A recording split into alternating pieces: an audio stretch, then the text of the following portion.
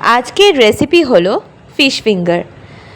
ভেটকি মাছের এই ফিশ ফিঙ্গার আমার তো দারুণ লাগে, আর আমিও জানি এটা আপনাদেরও খুব মজাদার লাগে এবং সবথেকে ফেভারিট ডিশ, কারণ এটা কিন্তু আমরা অনায়াসে বানিয়ে ফেলতে পারি খুব চটজলদি যদি কিছু টিপস অ্যান্ড ট্রিক্স আমরা ফলো করি।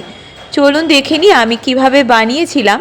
মিক্সার গ্রাইন্ডারে সামান্য কিছু ধনে পাতা কুচি, রসুন দিয়েছি 7-8 কোয়া মতো, আর আদা 1 ইঞ্চি টুকরোর 2 থেকে 3টে দেব, আর 2টো কাঁচা লঙ্কা আর একটা গোটা পাতিলেবুর রস দিয়ে দিচ্ছি, আর অবশ্যই সামান্য পরিমাণে একটু নুন দিয়ে দেব। পেঁয়াজ ছাড়া আদা রসুন, পেঁয়াজ আমি এখানে ব্যবহার করব না। আদা রসুন, ধনে পাতা, কাঁচা লঙ্কা, নুন আর লেবু, ব্যাস এটা একটা স্মুথ পেস্ট বানিয়ে নেব। এরপর এটা সাইডে রেখেছি। তারপর একটা থালার মধ্যে বা একটা ডিশের মধ্যে আপনারা নিয়ে নেবেন 2টো ডিম। আমি এখানে 2টো ডিম নিয়ে নিয়েছি।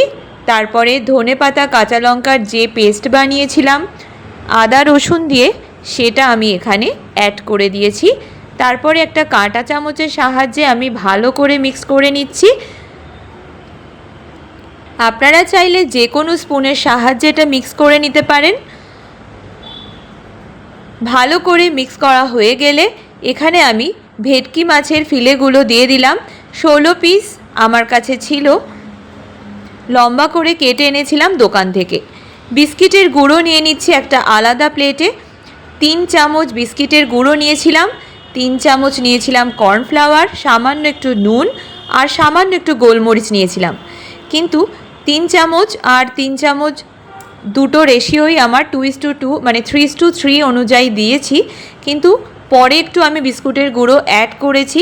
বিস্কিটের গুঁড়ো একটু অ্যাড করেছি এই কারণেই, কারণ আমার একটু ক্রিস্পি চাই এটা।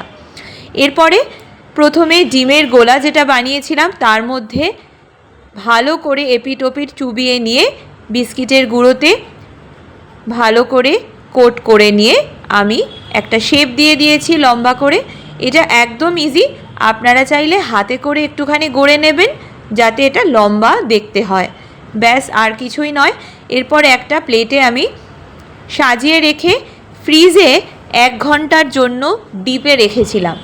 ডিপ ফ্রিজে 1 ঘন্টার জন্য রাখার পরে তেলটা গরম হয়ে গেছিলো, মানে এখানে আমি সাদা তেল দিয়েছি।